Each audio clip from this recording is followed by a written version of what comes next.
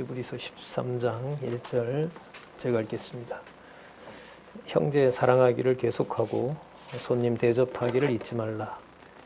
이로써 부지 중에 천사들을 대접한 이들이 있었느니라. 자기도 함께 갇힌 것 같이 갇힌 자를 생각하고 자기도 몸을 가졌은즉 학대받는 자를 생각하라. 우선 3절까지 읽었습니다.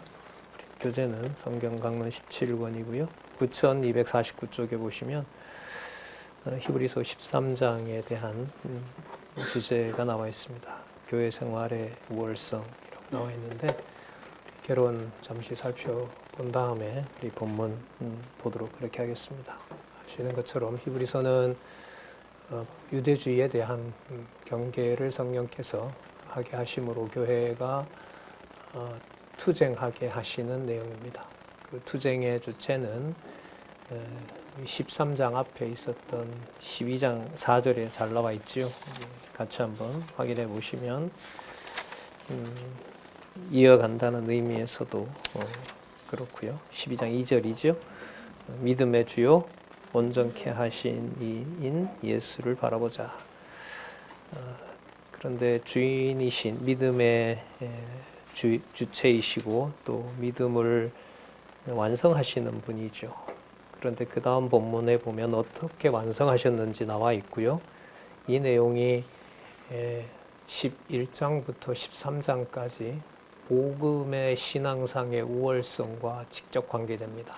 따라서 저 우월성은 세상에서 말하는 기준으로 이해할 수 있는 우월성이 아니라는 사실을 12장 2절 중간부터 나오는 말씀에서 우리는 확인을 하고 13장에 계속 이어가 보도록 그렇게 하겠습니다. 저는 믿음의 주요, 믿음을 온전케 하시는 예수는 그 앞에 있는 즐거움을 위하여, 즐거움, 기쁨이겠죠? 십자가를 참으셨다 그랬습니다. 그러니까 십자가가 고통이 아니라 즐거움을 주는 겁니다. 하나님 앞에서. 그 다음에 그 사건이 부끄러움을 개의치 아니하셨다라고 얘기를 하고요. 부끄러운 일이죠. 하지만 부끄럽지 않다고 정반대되는 평가를 합니다. 그리고 그냥 골고다에서 죽고 사라지신 것이 아니라 하나님 보좌의 우편에 앉으셨다라고 말씀하고 있습니다. 보좌 우편은 통치의 완성입니다. 그러니까 믿음이 완성된 것, 믿음은 실체인 믿음이죠. 시공간을 넘어서는 바로 그 실체인 믿음이죠. 그 믿음을 완성하신 분, 그분이 바로 예수이신 거고요. 그분이 십자가를 통해서 패배하신 것이 아니라 승리하셨고 즐거워하셨다는 겁니다.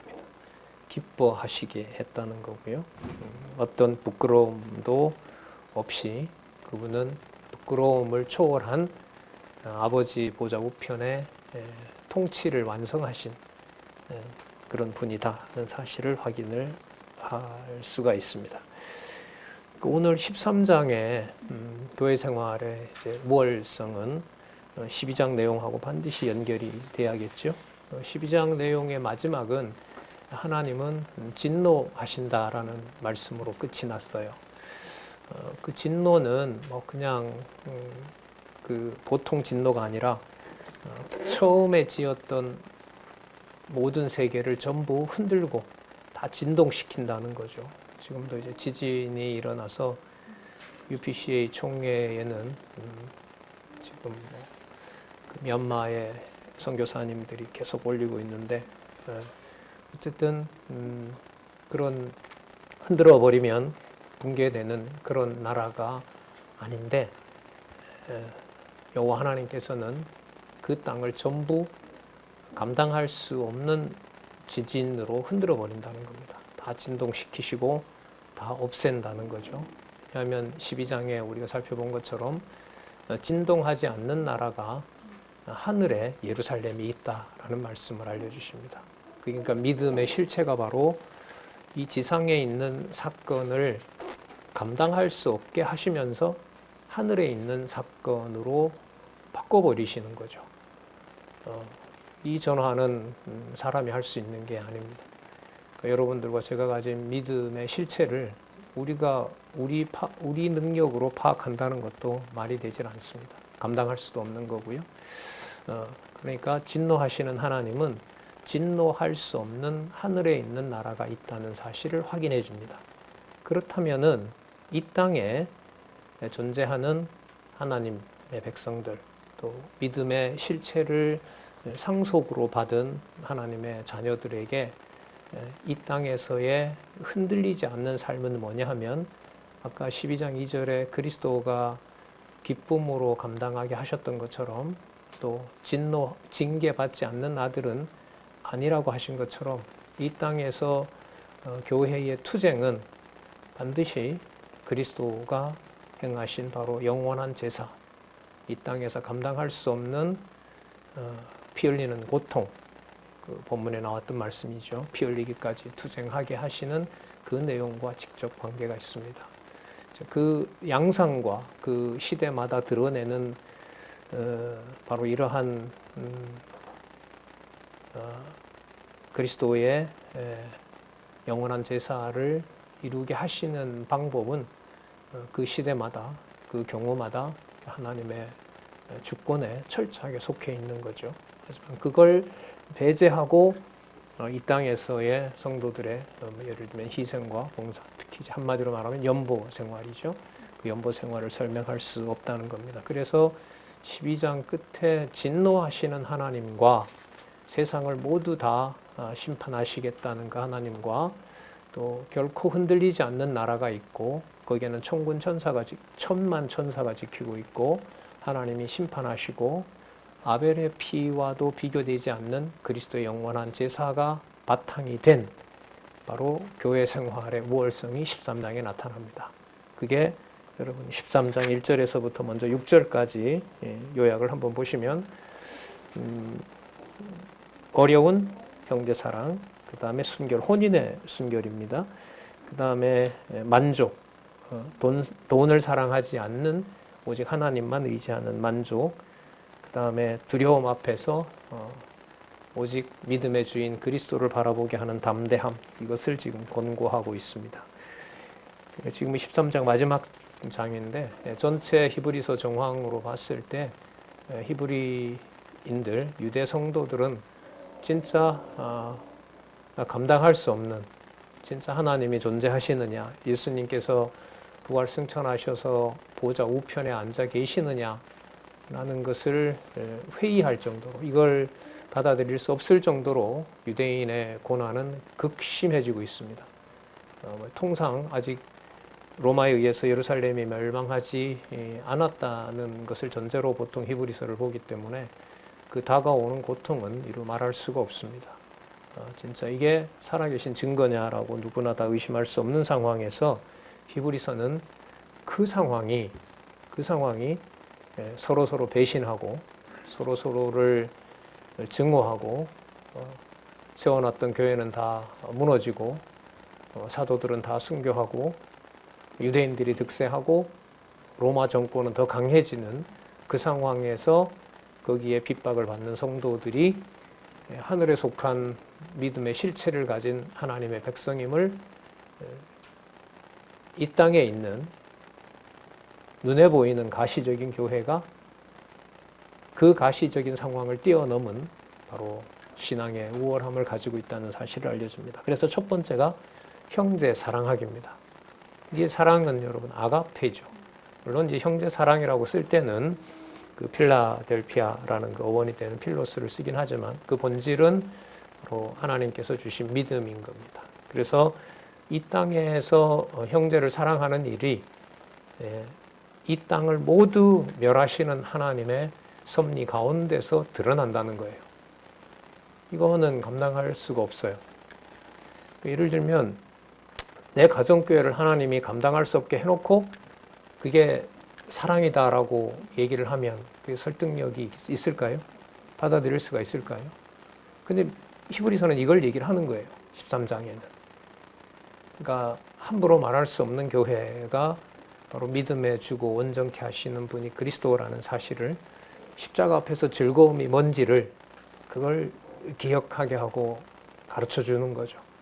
그러니까 투쟁이 더 어떤 성격이 뭐 무장이나 양육보다가 더 액티브하고 또 적극적인 성격이 있다면 그 적극성은 여러분들과 저의 어떤 의지를 격동시키는 데 있는 것이 아니라 더 무력하게 만들고 무기력하게 만들면서 믿음의 주가 그리스도이심만을 의존하게 하는 겁니다.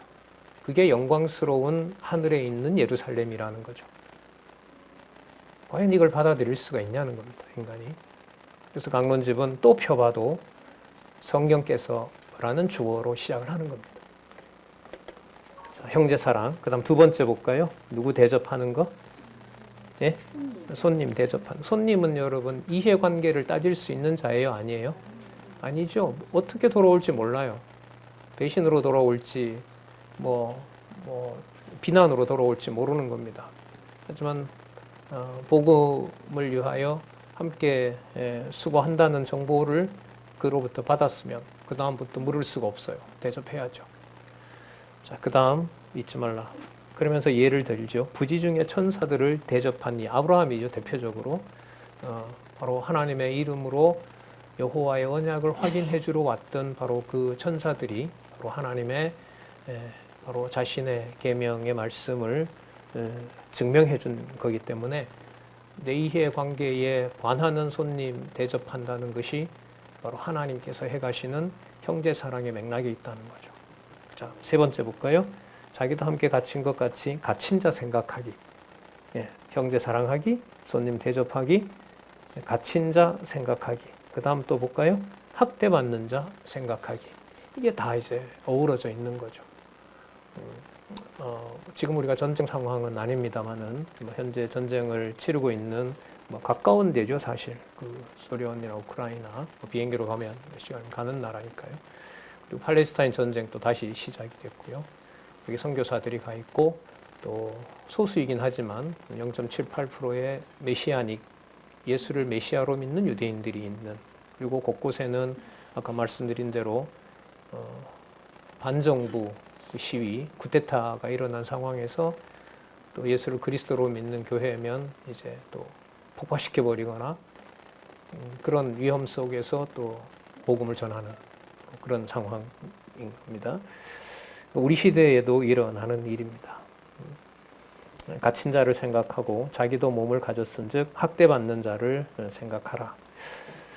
자, 그다음에 그 4절부터 보면 이제 정황은 좀 다릅니다만은 이 땅에서 육의 몸이 시작되는 바로 가정교회 문제인 거죠.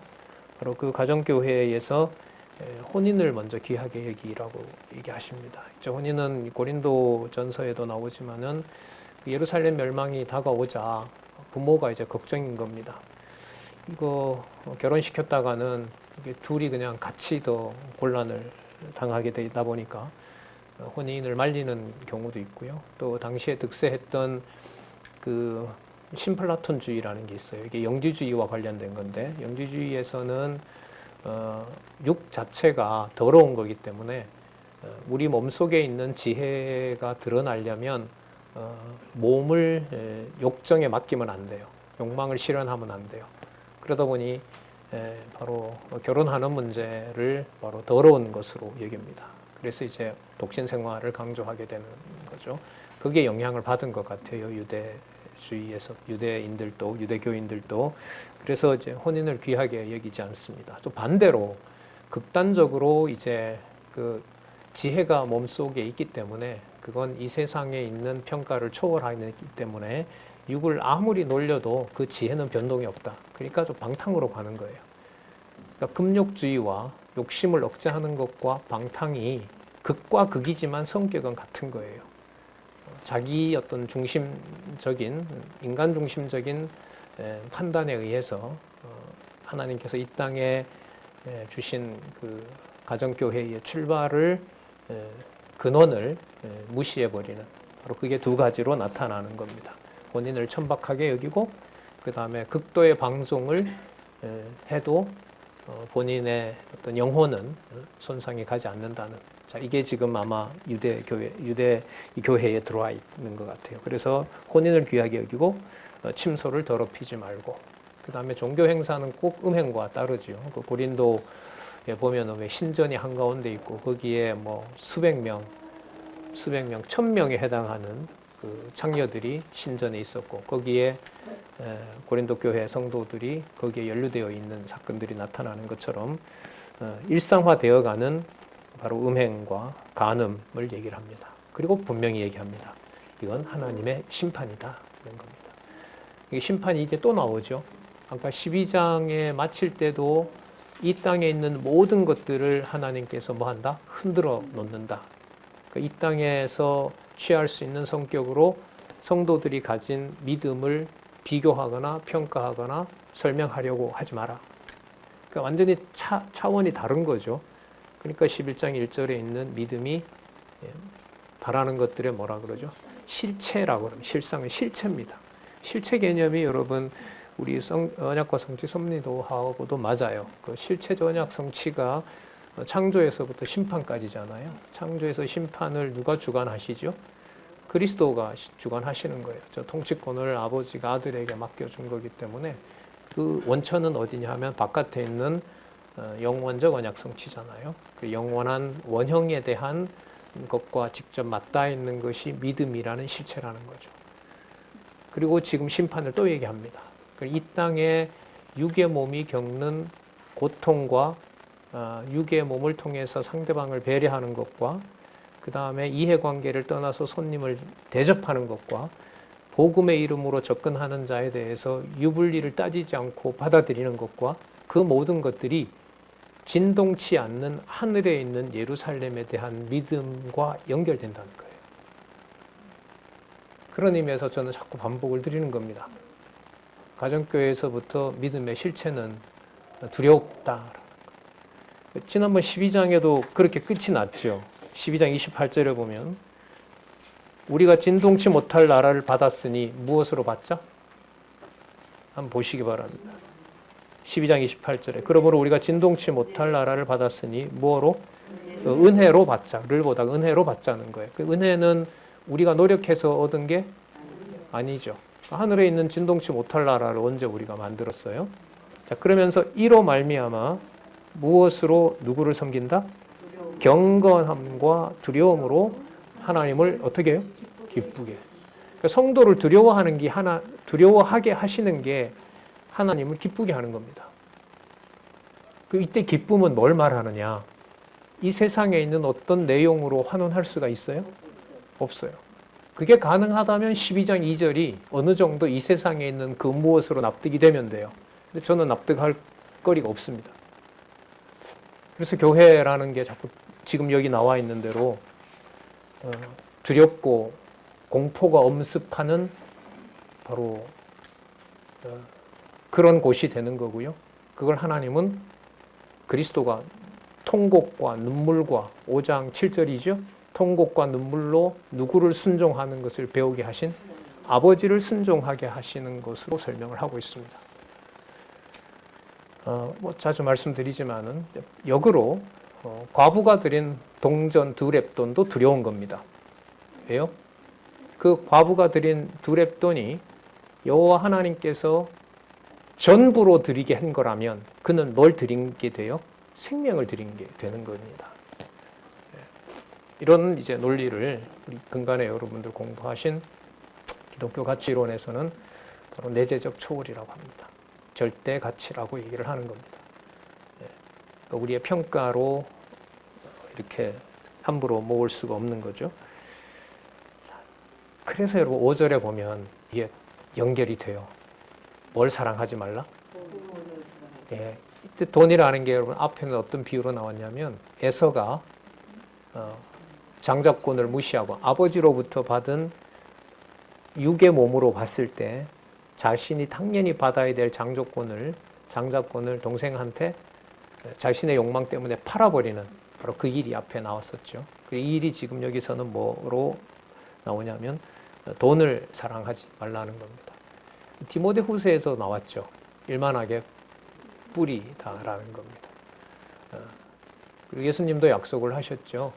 뭐와 뭐를 겸하여 섬길 수 없다? 하나님과 제가 지금 건강이 안 좋으니까요. 건강과 겸하여 섬기지 말라. 명예와 비교하려고 하지 마라. 지식과 비교하지 말라. 여러 가지가 있을 텐데 여기 보면 예수님의 말씀도 하나님과 뭐요? 돈.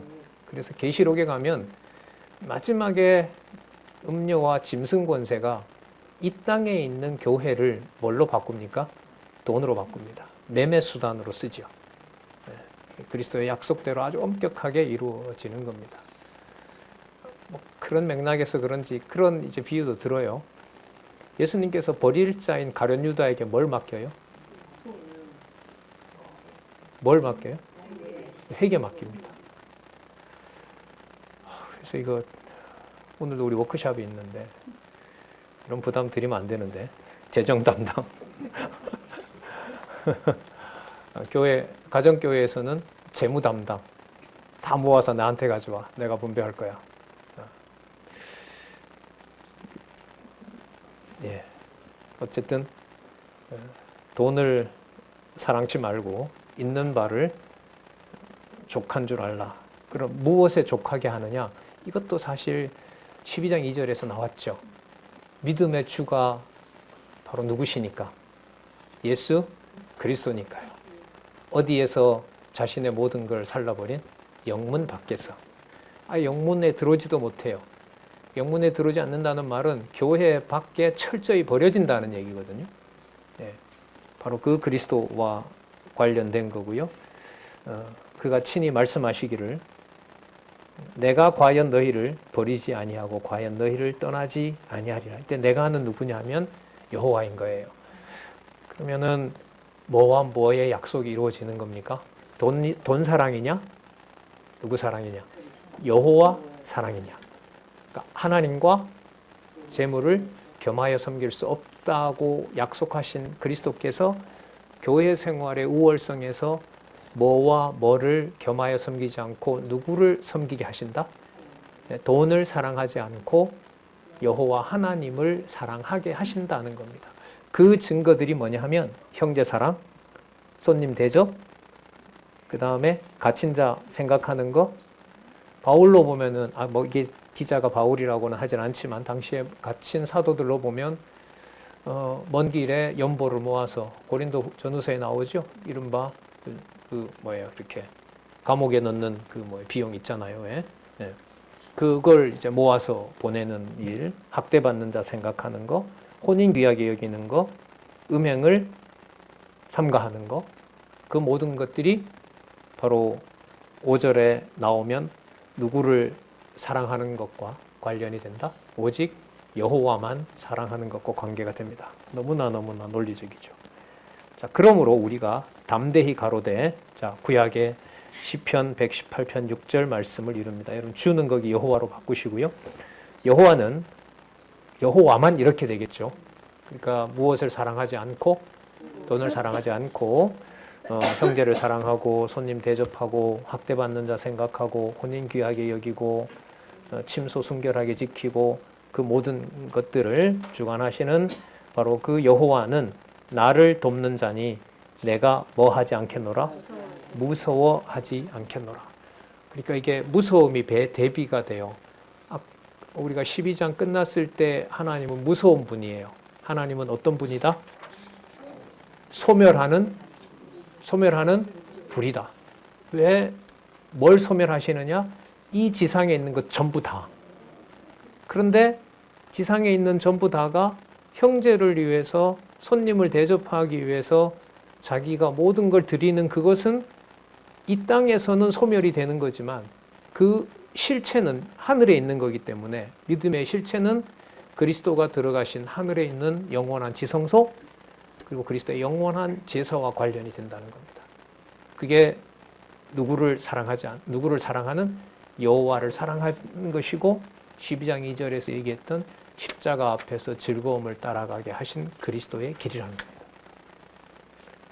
그러니까 희생, 봉사 이런 개념도 재능 기부 이런 연보와 관련된 개념들도 히브리서 지금 우리가 확인하는 이 12장 13장에서는 세상에 있는 말로 조금만 더 보태면 오염이 돼요. 설명하기가 힘들어져요. 그래서 성경은 그 순서대로 따라갈 수 있도록 해주셔야 되고 그런 믿음도 주셔야 된다는 말을 또 강조하고 싶은 겁니다. 그래서 주는 나를 돕는 자신이 내가 뭐하냐? 무서워하지 않겠노라.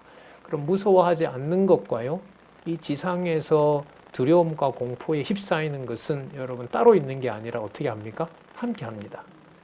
십자가 사건은 분명히 필연적으로 아버지의 약속대로 이루어지는 거고요. 거기에 성령이 충만한 그리스도가 하나님 아들 되시는 그 사실은 무엇으로? 성경의 표현으로 말하면 즐거움으로. 그게 뭔 즐거움이냐? 그럼 저도 더 이상 드릴 말씀이 없습니다. 특별히 제 머릿속에 뭐가 따로 있는 게 아닙니다. 기억한 말씀이 생각나고 다시 성경을 볼 수 있도록 열어주지 않으면 그냥 닫히는 거죠. 자, 그런 면에서 이 복음 생활의 교회 생활의 우월성은 이런 복음을 안내하는 자들, 순수하게 돈과 타협하지 않고 오직 기록한 말씀을 통해서 여호와의 말씀, 구약의 언약한 말씀을 정확하게 풀어주는 이분들의 마지막이 어떠하며 그들이 말씀을 가르치는 일에 함께 하기를 원합니다. 라는 것으로 끝을 맺습니다. 볼게요. 13장 7절부터 12절 한번 보시면 요약을 한번 보세요. 어떤 자들을 생각하며 인도하던 자들을 생각하며 또 은혜로서 굳게 하라고 공고합니다. 아까 12장에도 뭐가 나왔죠? 이 모든 그리스도의 하늘에 속한 믿음을 완성하시는 그분을 하신 일을 뭐로 받자? 은혜로 받자. 그 은혜로 받는다는 말은 이 땅에서 뭔가 타협하고 바꿀 수 있는 게 결코 없다. 그 말씀이겠죠. 자, 그래서 7절. 그럼 같이 한번 읽어볼까요? 7절 시작. 하나님의 말씀을 너희에게 이루고 너희를 인도하던 자들이 생각하며 저희 행실에 종말을 주의하여 보고 저희 믿음을 본받으라. 8절 9절 계속요. 예수 그리스도는 어제나 오늘이나 영원토록 동일하시느니라. 여러 가지 다른 교훈에 끌리지 말라.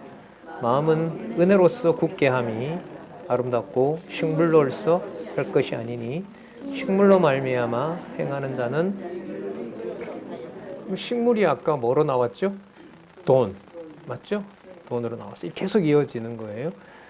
자, 7절 하나님의 말씀을 인도하며 그들의 마지막을 생각해봐라. 정황으로 보면 말씀 전하면서 교회 지키다가 핍박과 결국 순교한 분들을 포함합니다. 7절은요. 그걸 7절을 읽고 난 다음에 8절을 놔두고요. 9절을 읽으면 연결이 참 잘 돼요. 제가 한번 읽어볼게요. 자, 저희 행실의 종말을 주의하여 보고 저희 믿음을 본받으라. 저희 믿음으로 끝났잖아요. 자, 그러니까 그분들이 가르치던 말씀을 잘 따르라. 자, 그래서 여러 가지 다른 교훈에 끌리지 말아야 된다. 연결돼야 안 돼요? 되죠. 근데 이 8절이 왜 들어가냔 말이죠. 갑자기 그분들 얘기하다가 누구 얘기하세요? 예수 그리스도는 어제나 오늘이나 어떻다? 영원토록. 이 말씀이 딱 들어가 있는 거예요. 그래서 여러분 이 성경 권위가 여기서도 이제 확인이 되는데 주어가 그분들이 아닌 거예요. 누구예요? 어제나 오늘이나 동일하신 예수 그리스도예요. 그래서 12장 2절이에요. 왜? 이분이 누구니까? 믿음의 주이시고 또 그 믿음을 뭐 하시는? 완전케 하시는 유일한 분이고 자신의 몸을 진영 밖에서 던져버리기에 하시고 그 다음에 하늘에 있는 지성소에 들어간 분이고 그리고 아까 형제 사랑에서부터 이 지상에 있는 유대인들의 가족을 붕괴시키고 오직 이 땅의 육의 몸을 자신의 영원한 속죄로 바로 교회의 토대를 놓아준 분이기 때문에 바로 그 예수 그리스도를 여기서 소개를 하고 있는 겁니다. 그래서 12장 2절 말씀하고 연관이 된다고 생각을 하시면 될 것 같습니다. 자, 또 하나만 짚으면 말씀을 인도하던 자, 장안중앙교회는 소수일까요? 다수일까요? 여러분 분반 공부 10개 넘죠? 예, 박홍기만 말씀을 인도하는 자일까요? 가정교회까지 포함하면 주로 말씀을 성경 신학을 통해서 여호와 계시를 전하는 곳은 가정에서부터 시작해서 이 얘기는 특정 누구를 말하는 게 아닙니다. 그 얘기를 꼭 전하고 싶습니다. 예. 경건의 시간, 또 강론 시간, 또 첫 시간부터 시작하는 우리 원로 목사님 강의, 또 주중에 일어나는 사이버로 또 줌에서 공부하시는 분들, 또 주중에 또 모여서 공부하시는 분들, 자, 주체를 거기서 8절에 말씀하신 대로 그 사람들을, 그 말씀을 인도하던 그 사람들을 주체로 놓는다면 그 사람들 가운데 또 특히 누구 이렇게 모아져요. 그래서 지금 이 8절에 보면 누구 이름이 나와요? 누구 이름이 나와요? 예수 그리스도가 동일한 것이지, 그리스도의 말씀이 동일한 것이지, 우리의 어떤 합의로 우리가 어떤 모임을 지속한다고 하는 것이 그게 확증되는 근원이 아니라는 겁니다. 그러니까 우리끼리는 변하더라도 누구의 동일함이 드러나요? 그렇죠. 왜? 그 예수는 어디에 있는 믿음을 확증하는 분이니까, 하늘에 있는 믿음을 확증하는 분이니까, 거기가 이 땅은 다 흔들어버리고 다 없애버린 진정한 하늘에 있는 예루살렘이니까, 거기에 천군 천사가 지키니까, 그 실체가 형제를 사랑하는 간단한 위로와 그 섬김이라는 것이 디아코니아가 바로 어디에 속한 누구의 동일함? 하늘에 속한 믿음의 주관자이신 그리스도의 동일함이라는 겁니다. 그러니까 여러분, 저로서는 좋다, 귀하다는 것보다 두렵다라는 표현을 히브리서 맥락에서는 또 쓸 수밖에 없는 겁니다. 예.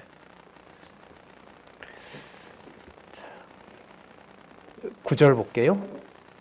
아까 읽었었죠? 여러 가지 다른 교훈에 끌리지 않는 게 너무 중요합니다. 성경 계시기록 완성, 우리 첫 시간에 사랑의 절정은 결국 하나님께서 계시 기록을 완성해 준 겁니다. 왜냐하면 그 계시의 기록의 말씀이 이 땅에 있는 문자가 아니라 히브리서와 연관을 시키면 어디에 있는 보화기 때문에, 하늘에 있는 보화기 때문에, 그 문자가 바로 그리스도께서 물을 포도주로 만든 것처럼 그 문자가 어디에 있는 양식이기 때문에요. 하늘에 있는 양식이기 때문에 다른 교훈에 끌리지 말라. 그래요. 마음은 육이 아니라 마음은 은혜로서 굳게 함이 아름답고, 우리가 받은 게 아니라는 것이죠. 주신 겁니다. 식물로서 할 것이 아니니 식물로 말미암아 행한 자는 유익을 얻지 못하니라. 이 먹거리로 수단화한다는 것은 유대인들이나 비진리를 통해서 이익을 얻으려고 하는 자들이나, 이제 야고보서에 나오겠죠. 세속주의자들, 바로 그들이 행하는 일인 겁니다. 아까 우리 양대근 장로님 강론도 잠시 해주셨지만은 사단이 유혹할 때 뭘 가지고 해요? 정확하게 성경 본문을 통해서 자기의 목적을 이루죠. 본문 처음에 인용은 정확해요. 근데 그 다음에 보면 조금 틀어요. 그리고 세 번째 가면 전부 인간적인 얘기로 돌려놓습니다. 자, 10절 볼게요. 우리에게, 자, 잘 보세요. 여기 우리에게 제단이 있는데 그 위에 제물은 장막에서 섬기는 자들이 그 제단에서 먹을 권한이 뭐예요? 특히 여러분, 이 제사는 구약에서 번제 있죠. 들어보셨죠? 번제는 제사장이 건질 게 있어요, 없어요? 없어요. 전부 다 태워야 돼요. 전부 다 태워야 됩니다. 그러니까 제사 성격 자체가 제사장들이 먹는다 하더라도 그게 제사장을 위해서 따로 내어놓은 게 아니에요. 하나님께서 화목제로 받아준 결과예요. 그래서 그게 자기의 죄를 먹고 마시는 게 되는 게 아니란 말이죠. 그게 하나님이 경계해 주신 거예요. 자, 그럼 여기서 이 얘기가 지금 왜 나오는가 한번 보시자고요. 아까 우리의 영혼은, 우리의 마음은 무엇으로 깨끗게 못한다? 식물로 깨끗게 못한다. 식물은 이 땅에 있는 거예요. 진동시킬 나라에 있는 거예요. 몸이 부서지는 것과 관련되는 거예요. 그리스도가 죽으시는 것과 관련이 되는 거예요. 자, 근데 그걸 성경은 뭐라고 얘기하냐면 제사장이 먹을 게 없다는 것과 관련을 시키는 거예요. 그러니까 응당 남아있을 게 있다 없다? 없다는 거예요. 없다는 거예요. 자, 더 볼게요. 11절. 이는 죄를 위한 짐승의 피는 대제사장이 가지고 어디에 가고? 성소에 들어가고. 자, 그 다음에 그 남은 그 제물 있죠? 그 육체는 어디에서? 영문 밖에서 불사르는 건요, 성소에서 보관되는 게 아니에요. 진영, 장막 바깥에 있는 데서 따로 버려야 돼요. 그러면 제사장이 가질 수 있는 게 있어요, 없어요? 없죠.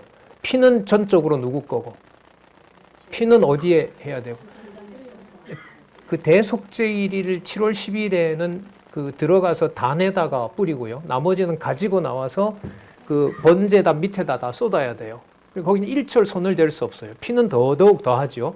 그걸 만지거나 마시거나 절대로 하면 안 돼요. 근데 남은 건 진영 바깥으로 나와야 돼요. 나와서 그리스도가 골고다에 가신 것처럼 골고다에서 뭐 해야 돼요? 죄로 없애야 돼요. 그럼 남아있는 게 있다는 거예요, 없다는 거예요? 그러면 성도들이 가진 믿음의 실체는 이 땅에서 적어도 내 몸 하나는 보존해야지, 내 뭔가는 보존하고 줘야지라는 것과 맞아요, 안 맞아요? 이걸 누가 감당합니까? 글쎄, 전 스스로 이렇게 반문해요. 말씀이 좋지요. 좋아. 뭐가 좋냐, 너? 뭐가 좋은데? 이런 질문에 금방 직면하게 됩니다. 그 육체는 영문 밖에서 불사르니라. 12절 접속사 보세요. 그 누구예요? 그러므로 누구로 오죠? 예, 아까 12장 8절에 누구를 영원토록 어제나 오늘이나 영원토록 동일한 분은 누구다? 예, 그러면 중간에 있는 걸 넣어 볼게요. 왜 예수의 이름 예수님이 동일하시냐? 피는 아버지께 드리고 몸은 뭐 했기 때문에 불사름에 넣어준 분이기 때문에 그렇게 한 분은 이 세상에 그분밖에 없기 때문에 믿음의 주는 그분밖에 없기 때문에 예수께서 자기 피로 백성을 뭐하게 하고 거룩하게 하고 그 지성소에 드린 피로 자기의 모든 백성들을 거룩하게 하고 자신은 성문 밖에서 뭘 받느니라? 그렇죠. 그럼 이 고난 받는 것이 어떤 형태로 드러나느냐? 그게 앞에서 얘기했던 형제 사랑하는 거, 손님 대접하는 거, 학대받는 자 생각하는 거, 혼인 귀하게 여기는 거, 침소 순결케 지키는 거, 결국 뭐 사랑하지 않는 거, 돈 사랑하지 않고 오직 여호와만 의지하게 하는 거. 그 절차가 어떻게 돼요? 하나라도 이 땅에 남을 잡을 수 있는 것을 남긴다, 안 남긴다? 남기지 않는다. 이게 여러분 교회 생활의 우월성인 겁니다. 이 근본적인 원리가 과부의 동전 2개부터 시작해서요. 자기 몸을 던지고 또 12장, 11장에 나왔었던 거 있죠. 돌에 맞아 죽고 톱으로 켜이고 그런 양상으로 드러나는 겁니다. 그게 어떤 믿음의 실체로 이루어 가실지는 그거는 누가 누구에게 간섭하는 게 아니라 하나님이 정해준 은사 따라 되어가는 겁니다. 이런 원리를 배제한 이 지상의 육의 몸을 가진 교회는 있을까요? 없는 교회는 있을까요? 없을까요? 없어요. 편안한 시대건, 환난을 받는 시대건, 온 가족이 해체되던 상황이든, 온 가족이 온갖 유복함을 이 세상에 누리는 상황이든, 욥이 패망하기 전에 패망한 후에 욥이 다복해지는 것처럼 그 모든 걸 뛰어넘어서 예수 그리스도께서 자기로 거룩하게 하신 이 땅에 존속하는 육의 몸이지만 바로 영혼을 주관하시는 그리스도의 몸된 교회의 투쟁은 바로 이러한 우월하심으로 증명해 가신다는 겁니다. 그래서 또다시 한번 주어는 누구일 수밖에 없다?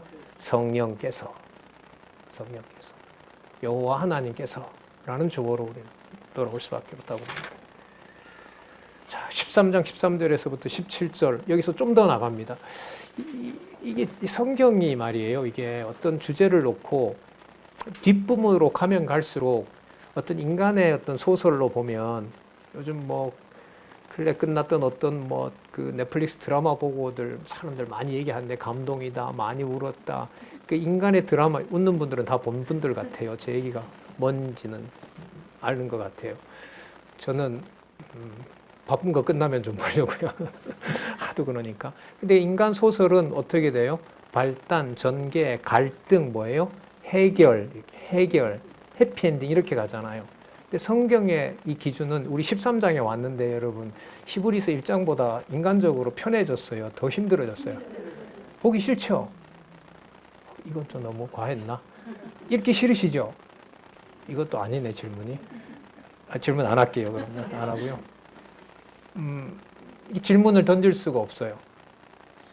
보편적으로 공감을 얻어내는 인간적인 드라마의 공감이라는 걸로 갈 수가 없어요. 다시 주어는 하나님이에요. 볼게요. 13절.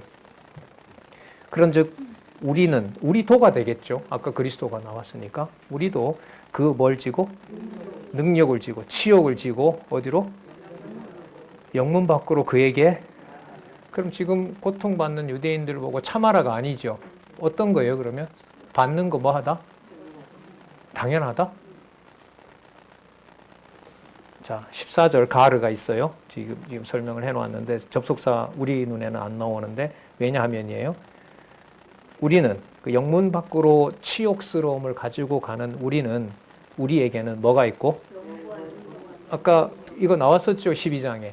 그죠? 시온산과 하늘에 있는 예루살렘과 쭉 나왔잖아요. 여기는 영구한 도성이 없고 오직 장차 올 것을 찾나니 이미 확정되어 있고 예수께서 이미 확정하셨고 앞으로 요한계시록에서 확증해 주실 것이고 시간이 지나서 더 드러날 것이고 15절 이러므로 우리가 누구로 말미암아? 또 예수죠. 예수로 말미암아 항상 뭐하고? 이것이 여러분 로마서 12장에 시작했던 신령한 예배 생활의 결론이라기보다 히브리서에서 말하는 신령한 예배 생활은 오직 영문 밖에 버려지는 것을 그리스도와 함께 무슨 제사로 받는 찬미의 제사로 받는 것하고 연결이 돼요. 우리 표지가 다 연결이 되잖아요. 예, 교회 설립 주제로 보면 교회 설립 그 다음에 양육, 무장, 투쟁, 예, 승리. 본문으로 보면 히브리서와 로마서 12장, 13장이 같이 붙어 있는 거죠. 본 의미는 본질은 변하지 않습니다. 똑같이 확인해 주는 것처럼 성취하러 오신 예수 그리스도 또 이미 성취하시고 장차 완성하실 그리스도입니다. 항상 찬미의 제사를 하나님께 드리자.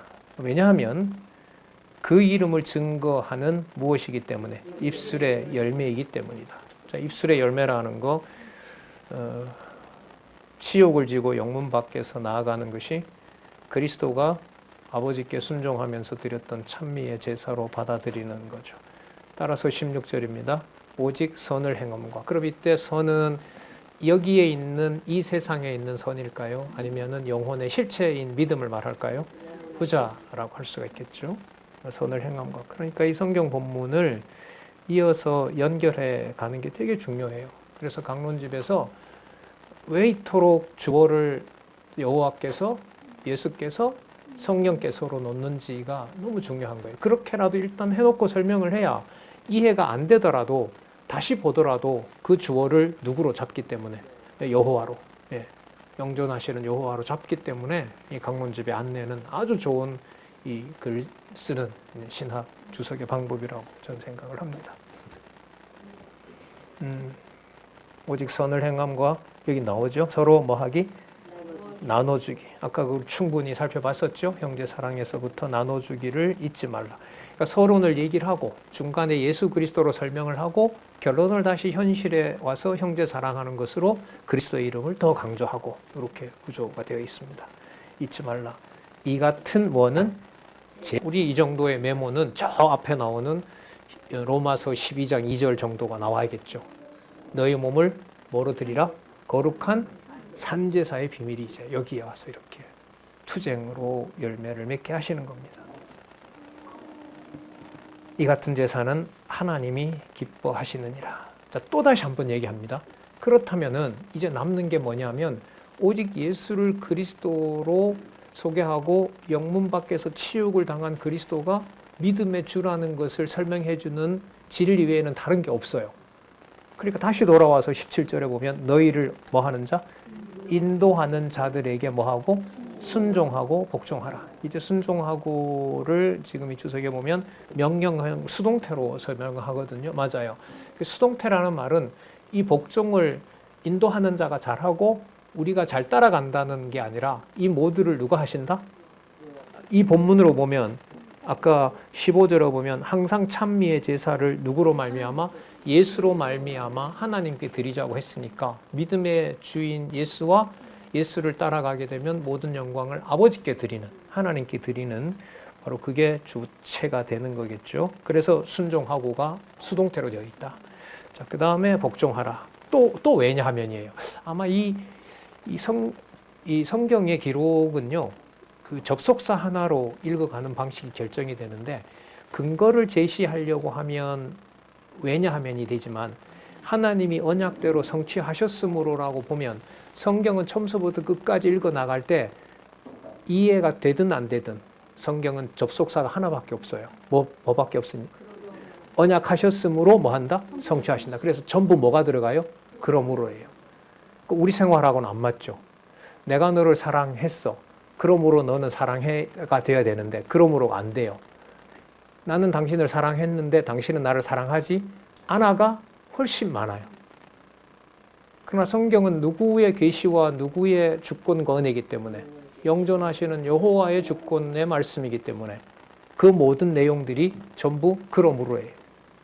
여호와께서 언약하셨으므로 성취하십니다. 그러므로예요. 그래서 특히 이 히브리서는 근거를 이제 뒷부분에 제시를 하지만 전체 상황으로 보면 그러므로예요. 계속 뭐 하는 거예요? 말씀 이러므로 그 다음에 또 이렇게 성취하신다 이렇게 연결을 해가도 된다고 봐요. 자, 왜냐하면 저희는 볼까요? 너희 영혼을 위하여 경성하기를 깨어 있기를 자기가 회개할 자인 것 같이 하느니라. 회개가 여러분 계산하는 거예요. 회개가 계산하는 거라고요. 이게 회개하는 게 아니고 아셨어요? 뭘 계산하느냐? 예수님의 그 비유에 보면 청지기 비유 나오죠. 선한 청지기. 나중에 예수님 주인이 와서 뭐 합니까? 너 얼마 남겼는지 계산해라고 하잖아요. 그걸 얘기하는 거예요. 그럼 말씀을 바르게 인도하는 자들이 깨어 지키는 건 뭐냐 하면 자기가 전한 그 말씀이 그릇되게 되면 믿음의 주인 예수를 뭐 하게 합니까? 부정하게 돼요. 그게 유대주의자가 되는 거예요. 그러면 깨어 지키면서 어떤 고난의 상황이고 이 지구가 다 멸망하더라도 믿음의 실체고 믿음의 주관자인 그리스도가 아버지 우편에서 뭐 한다? 살아 계신다는 것을 전한 그 자로 말씀을 들었을 때 치욕을 지고 능욕의 순간을 맞이하지만 어디에 있는 믿음을 간직하게 돼요? 하늘에 있는 믿음을 간직한단 말이죠. 그걸 하나님께서 말씀을 인도하는 자에게 계산하라는 거예요. 그 말씀을 전하는 자가 바로 전하지 못해서 누구를 부정하게 되거나 여호와 하나님, 믿음의 주인 그리스도를 부정하는 일이 벌어지거나 말씀을 바르게 전해서 극한 고난에 직면하는 상황이 됐을 때 또 누가 믿음의 주라는 걸 지켜나가는 것, 그리스도가 믿음의 주를 지켜나가는 것, 바로 그게 올바른 회개의 결과인 거죠. 계산했을 때 바른 결과가 되는 거죠. 그러니까 믿음의 주인 그리스도를 뭐 하는 거? 잊어버리지 않게 하고 기억나게 하는 거. 어디에서? 영문 밖에서 지옥을 당할 때도. 그러고 보면 이 가정교회라는 게 이 지옥을 연습하게 하는 곳이 맞아요. 그런 의미에서 시리언이 맞죠. 예. 그리고 그걸 먼저 태어난 신앙의 선배로서 바르게 안내하도록 약속하신 말씀이 있으니까 그 말씀대로 안내를 해주신다면은 바로 거기에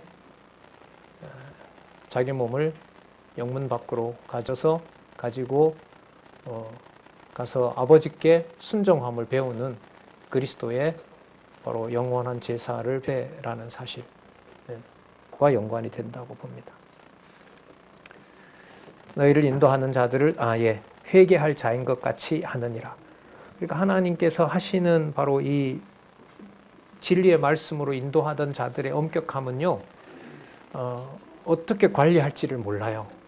모릅니다. 그러나 오늘 분명히 강조하는 사실은 그리스도께서 능력을 쥐고 영문 밖으로 가는 징계를 피할 수가 있다 없다? 없다. 그거 피하게 하는 자기 아들은 없다는 거잖아요. 지금 12장 13장에서. 또 여러분 왜냐하면이에요. 왜냐하면 저희로 하여금 무엇으로?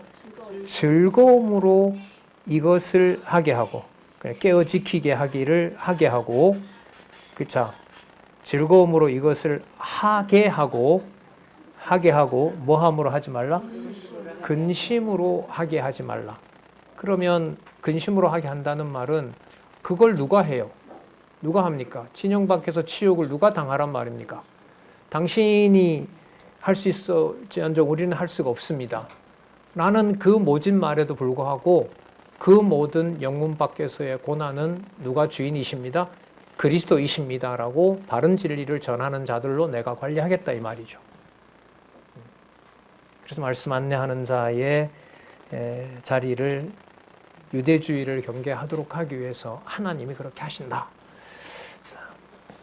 그렇지 않으면 너희에게 유익이 없느니라. 예. 자, 그 다음에는 지도자들이 이러한 선한 양심을 꼭 지켜주기를 기도를 당부하게 합니다. 사도 바울을 비롯해서 이제 본문에 보면 곧 아마 디모데가 풀려나는가 봐요. 그 풀려나는 디모데가 고난을 받고 죽지 않고 하나님 살아나오게 했는데 살아나오게 된 디모데가 나와서도 형제들에게 능력을 지고 영문 밖에서 거룩한 영원한 제사를 드리게 된 길을 따라가게 하는 자로 안내하도록 나와 그분들 그렇게 말씀을 안내하는 자들을 위해서 기도해 달라라는 부탁을 하게 하는 내용이 13장 그 다음부터 나옵니다. 18절부터 나옵니다. 좀 다 하고 싶었는데 또 그렇게 되지는 않네요. 다음에 좀 더 보고 난 다음에 남은 시간은 히브리서 1장에서부터 잠시 또 복습하면서 다음에 야고보서와 연결을 짓도록 그렇게 하겠습니다. 기도하겠습니다. 하나님 아버지 감사합니다. 주신 말씀의 권위 앞에 우리의 모든 것을 다시 순간이나마 내려놓게 하시고 또 그 담은 말씀으로 이 세상의 육의 몸을 가지고 살아가는 극과 극의 가치를 돌아보게 됩니다. 어떤 것도 거머쥐울 수 없게 하시고 오직 여호와 하나님을 아는 지식에 또 그 지식을 전하고 안내하는 자로 우리를 이 땅에 함께하는 진리의 동력자로 삼아주셨습니다.